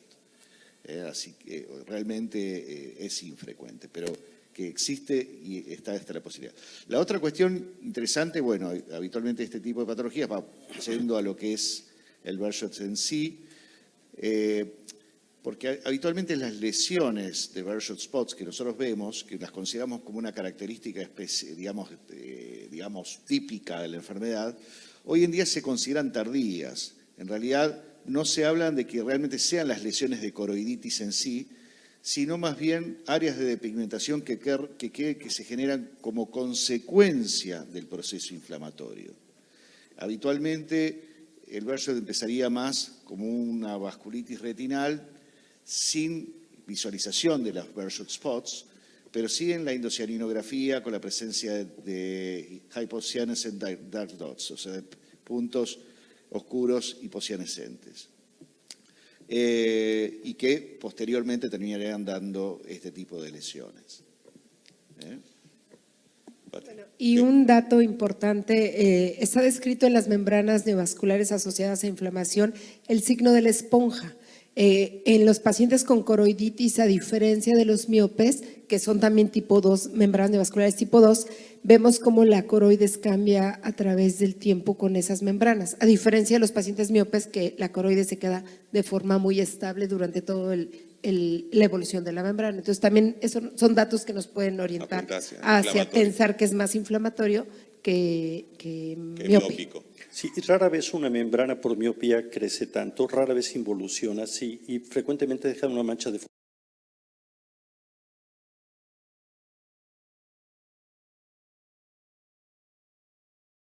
Foster-Fuchs.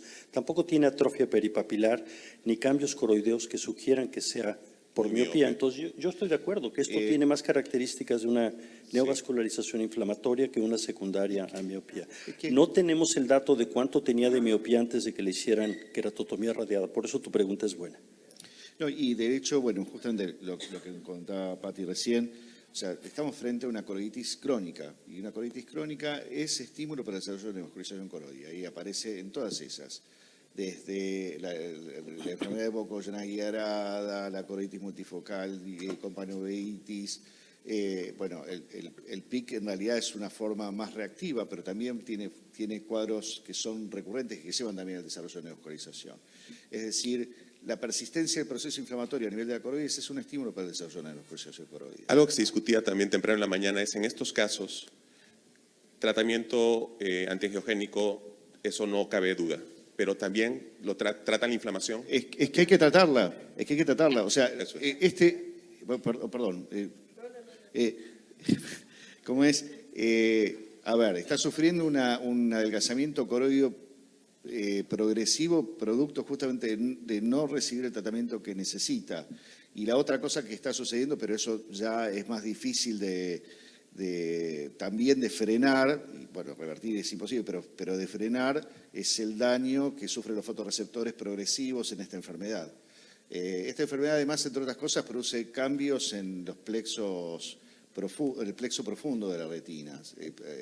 Se producen mayores espacios entre los vasos capilares, es decir, pierde cada vez más circulación profunda y eso también termina en el deterioro de la retina. En general, no solo en este caso, en general, en las membranas neovasculares inflamatorias no sincrónicas, cuando no hay inflamación aparente coroidea, ¿se inicia también tratamiento antiinflamatorio inmunosupresor? Es que hay que hacerlo. O sea, es parte de su tratamiento hacer el tratamiento antiinflamatorio inmunosupresor. Muy bien, pues muchas gracias. Bueno, Sí, esta doctor. paciente no aceptó ya más tratamiento sistémico, desafortunadamente empezó a tener alteraciones hepáticas y dijo, no me ayudaron y realmente no quiero más tratamiento más que lo que se pueda hacer para el ojo. Perfecto, Gracias. muchas gracias, gran Solo caso. Comento en lo que Jerry presenta ahí. Sí. Digo, a ver, tratamos neovascularización coroidea en degeneración macular con antiinflamatorios, con triamcinolona. O sea, entonces, aquí por supuesto que hay que tratarlo, ¿no? Muy bien. Doctor Gerardo García, preséntenos su caso, por favor. Gracias. Oye, Juan, y la paciente murió. Como que es un motivo recurrente en esta sesión de uveitis. ¿Esta no se murió? Qué bueno, bien por ella. Te digo, Jerry, todos vamos a morir, estoy aquí, Es correcto. pero aquí en estos grupos se mueren más rápido. Bien, pues esto no es para nada un reto diagnóstico, es simplemente igual una inception que quiero hacer en sus mentes de que esta es una opción para tratar. Veo que las infecciones es un motivo recurrente de visita en sus consultas. Y bueno, si bien esto va a ser para endoftalmitis aguda, pues creo que aquí es un terreno fértil para que se empiece a utilizar en otras variantes de infecciones intraoculares. Se titula Vitrectomía con salsa picante para endoftalmitis. Estas son mis relaciones comerciales.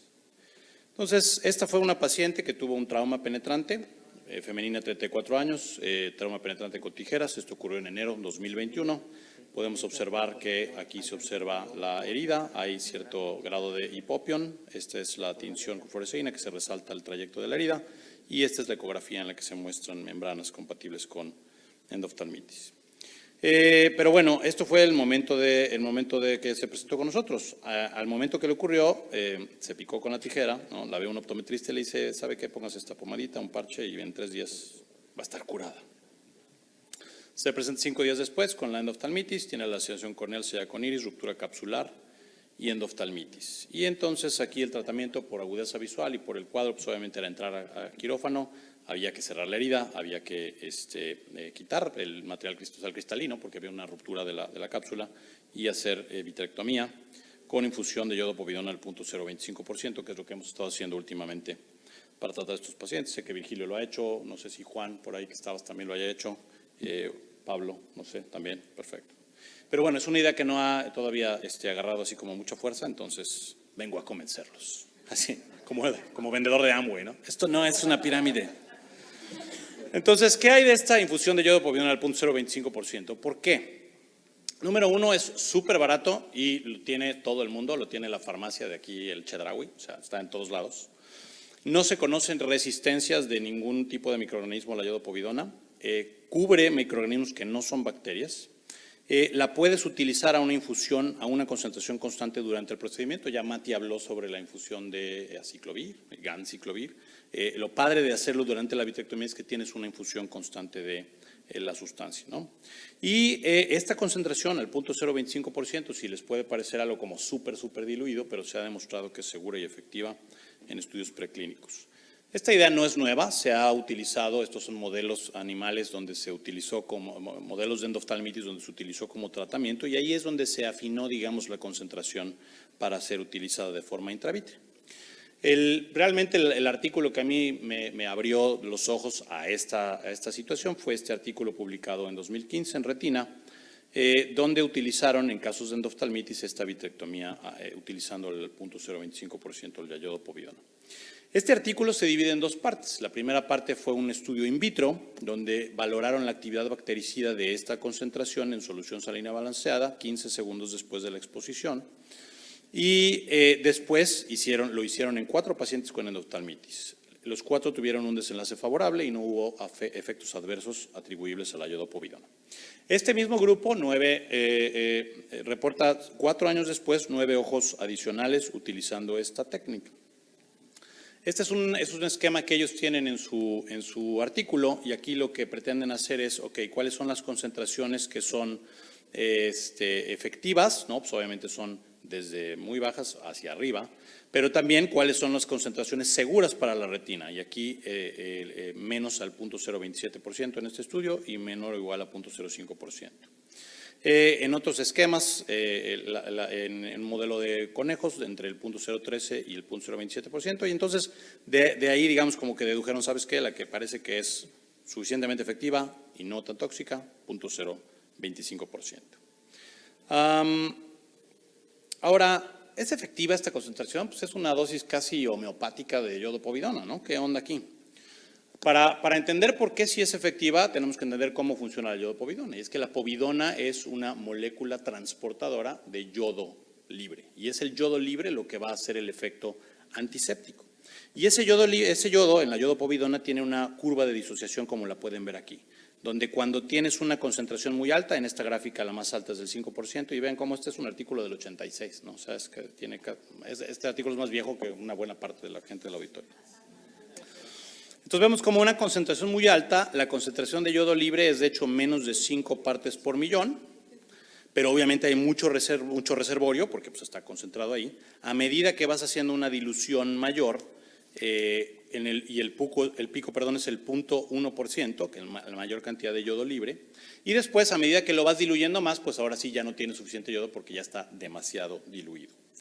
Entonces, la concentración que utilizamos al 5% tiene menos de 5 partes por millón de yodo libre, mientras que esta que se propone aquí al 0.025% tiene pues más del doble y casi el triple de yodo libre que la que estamos acostumbrados todos a usar al 5%. ¿No?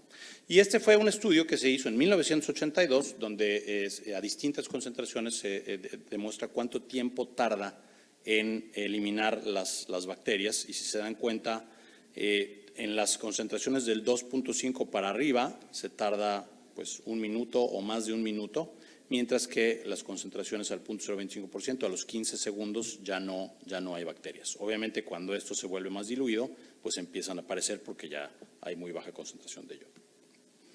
Estos son los 5 casos que yo he hecho hasta ahorita, son personales, les digo, o sea, Pablo tiene los suyos, Virgilio tiene los suyos y ya vemos varios que tenemos los nuestros, ¿no? Distintos, 2 de estos han sido endoftalmitis por trauma, uno por una inyección intravítrea, uno por una FACO y otro por una cirugía de FACO y SIPAS, todos ellos con un seguimiento pues más o menos bueno y pues resultados visuales bastante aceptables tomando en cuenta la seriedad de la enfermedad, ¿no? Entonces, ¿qué pasó con esta paciente? Esta es la manera de prepararlo. Se pone 1.25 cc de la iodopovidona que tienen al 10%. Se pone en esta botella, que es la botella convencional de solución salina balanceada, son 500 mililitros. Aquí estoy tratando de hacer así como Gordon Ramsay con sus recetas, ¿no? Y bueno, se hace el purgado de la solución. La verdad es que la solución tiene un color así como muy amarillento, pero al momento ya de la cirugía van a ver como realmente no obstruye gran cosa la visión. Y bueno, pues esta fue la cirugía. Primero se hace el cierre de la herida corneal, posteriormente una lensectomía. Recuerden que había ruptura de la cápsula anterior. Y bueno, pues ya nos encontramos toda esa, quiero decirme el cocha que no se vea tan feo, membranas y material purulento intraocular. Al momento de quitar el humor vítreo, pues ya se descubre esta gran colección de material que se encuentra muy probablemente retrohialoideo. Y uno de los principios que tratamos de hacer cuando hacemos cirugía de endoftalmitis es separar la hialoides posterior, porque es en ese espacio retrohialoideo donde pueden quedarse bacterias, ¿no? Y queremos sacarlas de ahí. Entonces ahí estoy sacando la hialoides. Como se dan cuenta, se hizo una membrana bastante gruesa que estoy tratando de quitar con el vitrector y eventualmente también con una pincita. Y pues bueno, vemos aquí hemorragias, la vasculitis muy importante. Se hace intercambio, se pone una inyección de moxifloxacino intravítreo. Y a esta paciente le fue bastante bien, la agudeza visual post cirugía fue de 20/80, con un astigmatismo importante por la herida. Pueden darse cuenta cómo aquí hizo un micro agujero, que de hecho ya está tratado con láser, y eso fue pues, al momento de estar tratando de quitar la membrana que vieron por ahí, pero creo que es un resultado bastante favorable. Entonces, en endoftalmitis obviamente pues tenemos que tener una tendencia a vitrectomía temprana para remoción de factores y células inflamatorias. En los casos que yo he hecho, y ya pues Virgilio y Pablo nos podrán platicar de los suyos, no hay efectos adversos que sean atribuibles propiamente a la iodopovidona. Obviamente es muy difícil en estos casos evaluar la seguridad y eficacia porque hay otros factores, la misma cirugía, los antibióticos que usas, la infección en qué grado está, qué tanta inflamación tiene y demás, pero la evidencia preclínica sugiere que es segura y efectiva y tiene un muy bajo costo y está disponible en otras partes. Yo les recomiendo que si tienen chance lo utilicen, creo que no se van a arrepentir. Muchas gracias. Muchas gracias, Gerardo. En estos pacientes ya obvian el usar otro antibiótico. No, o sea, aquí yo creo, así como decíamos hace rato, toda la carne al asador y el chorizo y el queso provolone, todo, ¿no? Todo. Sí, los chinchulines. Está con un argentino aquí al lado. Todo o sea va para que- adentro, sí. Entonces sí seguimos utilizando este antibiótico a pesar de haber usado la iodopovidona. Sí, doctor Virgilio. Yo no veo nada. Sí, si quiere, doctor Virgilio. No, tú primero, las damas, por favor. Pero pásenle un Gracias, doctora, micrófono. por favor. Híjole, chavo, faltaba más. hoy vas a dormir en el sofá, chavo. ¿Qué hay de ahorita que estábamos viendo tu cirugía, Gerardo, que la retina son retinas muy friables, que es muy probable que durante la cirugía puedas tener una retinotomía que no deseabas tener? ¿Qué hay de la toxicidad en la solución? Porque ya teniendo ese medicamento en la solución, si tienes una lesión no intencional de la retina, ¿qué hay de la toxicidad de la iodopovidona subretiniana? Entonces, ¿qué pasa? Es subretiniano. Sí. Ok, pues mira, pudiera ser. Lo que pasa es que, como puse en la conclusión, es bien difícil saber de cómo quedó, por qué quedó como quedó, ¿no? O sea, fue la infección, fueron los antibióticos, fue la retinotomía, fue esto y el otro. Pues la verdad es que sobre todo si metes ojos que ya están muy malitos, pues es la única chance que tienen de salir adelante. Y a mí me parece una idea, que no es mi idea, me parece una idea genial. El mejor antiséptico que tenemos a una concentración que está demostrado preclínicamente y probable clínicamente que funciona, dentro del ojo circulando, creo que es una muy buena idea. Hasta donde yo sé, Shimada, el japonés, fue el que empezó con esto. Y salen las publicaciones que tú tienes ahí. No sé si es el principal autor o no, pero bueno, a fin de cuentas no importa quién sea. No es el primero, pero es su grupo. Sé que se usaba superficial al 0.25% para... Exacto.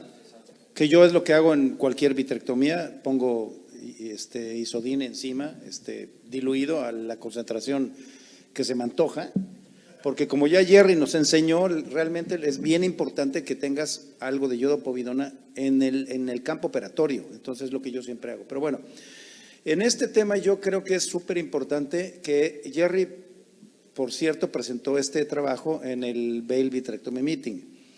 Y después estaba platicando, no me acuerdo quién es el alemán, ¿te acuerdas? ¿No?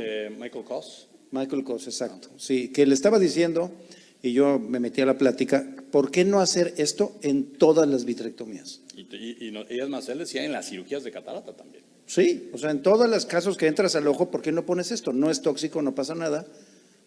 Y seguramente yo creo que sí previenes endoftalmitis en serio, no con antibióticos preparatorios y esas payasadas para mí que no sirven para nada. Yo creo que esto sí sí podría ser, pero es lo que platicábamos.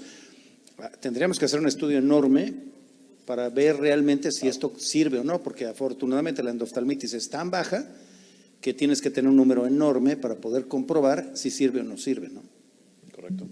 Pablo, tú Sí, ¿Qué impresión has tenido? Durante la experiencia del becariato, los que usé con isodine en la infusión y eso les fue bien y no hay riesgo ni de toxicidad corneal ni nada. O sea, realmente es una muy buena No que opción sea como para aparente, ayudar. ¿no? Sin que lo podamos medir o que lo hayamos medido objetivamente, nada que se desvíe de lo que esperarías encontrar en un paciente con endoftalmitis que le operaste una vitrectomía, ¿no? Por supuesto. Y No como sé si alguien coadyuvante. más, alguien en la audiencia lo ha usado. Ayumi, yo veo que estás sintiendo, me imagino que tú también.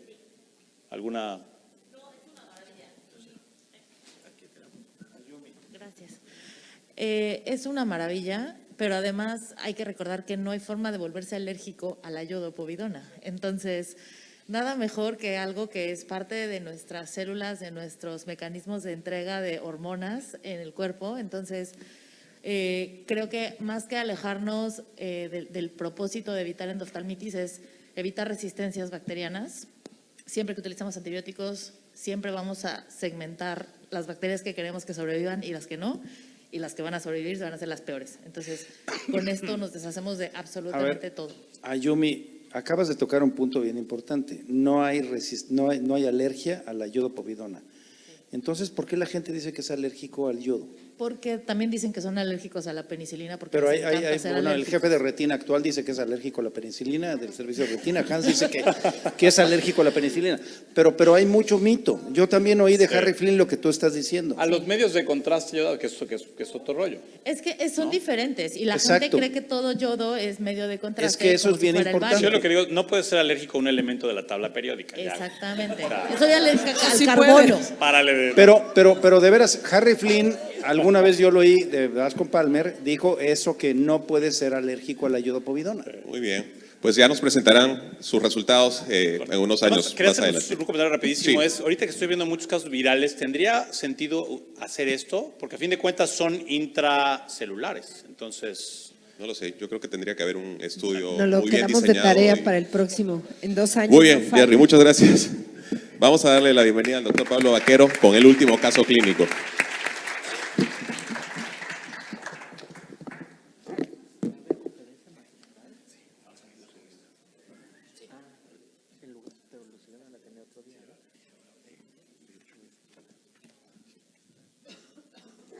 Bueno, entonces el siguiente caso es una paciente de 27 años con diagnóstico de parsplanitis y ya habíamos visto inicialmente cómo se diagnosticaba, pero a medida que se han tratado los pacientes empezamos a ver ya las complicaciones y los retos diagnósticos de estos pacientes.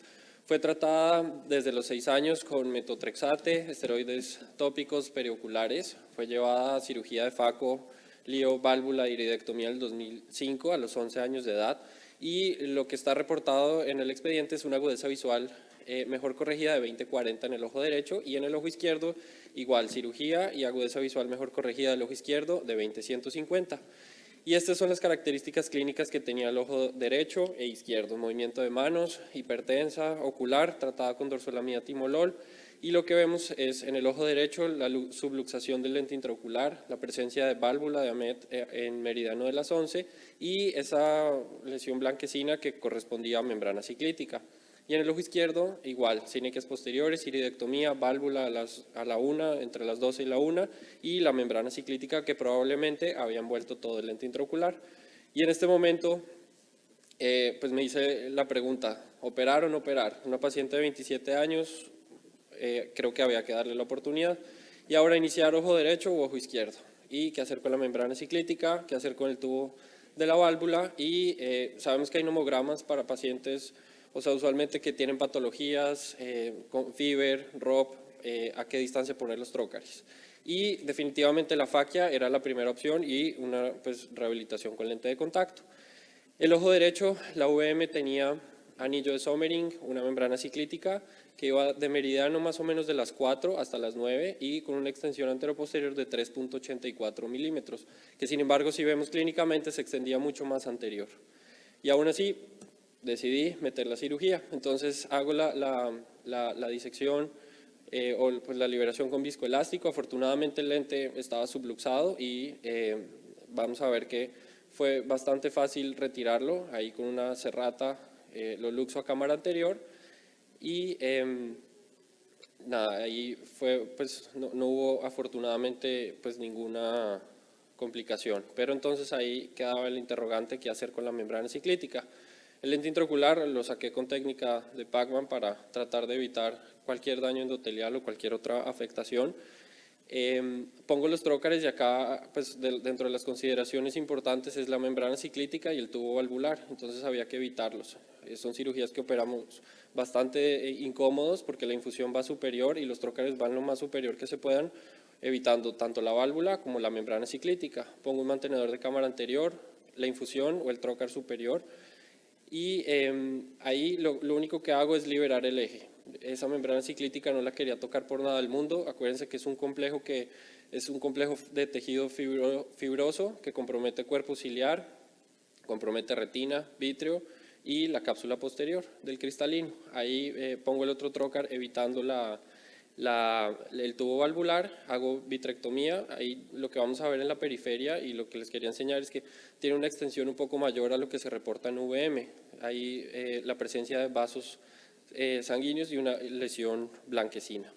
Entonces, esta fue la evolución del ojo derecho, estaba movimiento de manos, mejoraba 20-30 de capacidad visual y dije, bueno, posoperatorio también les pedimos VM para ver que no hagan desprendimientos del cuerpo ciliar, principalmente hipotonía crónica secundaria. Y entonces ahora, pues me fue bien en el derecho, entonces dije, bueno, pues vamos con el izquierdo. Sin embargo, ahorita vamos a ver que uno de los errores fue no haberle pedido una microscopía especular. Ya había sido un paciente pues, con válvula, probablemente una faco complicada. Y bueno, entonces esta era la VM de este paciente. Clínicamente se veía la membrana ciclítica mucho más extensa, pero por ultrabiomicroscopía la reportaban de 2.25 milímetros. Igual, anillo de Sommering y la membrana ciclítica y el tubo valvular.